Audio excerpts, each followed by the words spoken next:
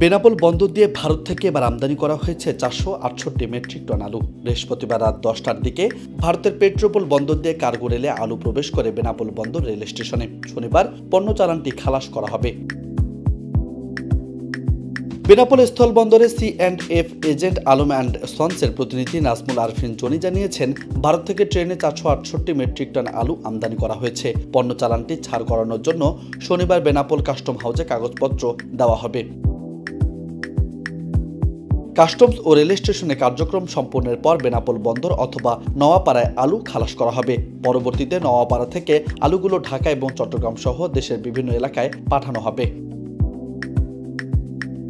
Benapole station master Saidur Rahman জানিয়েছেন, ভারতের মালদার আতিব এক্সপোর্ট নামে রপ্তানিকারক প্রতিষ্ঠানে আলুর চালানটি রপ্তানি করেছে।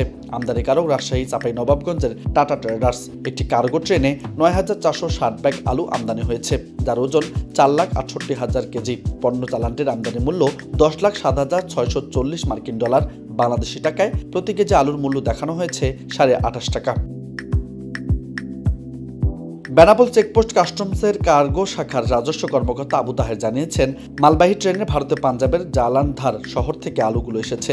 আমদানিকারক প্রয়োজনীয় কাগজপত্র জমা দেওয়ার পর দ্রুত খালাসের সহযোগিতা করা হবে। নিউজ ডেস্ক, বার্তা 24।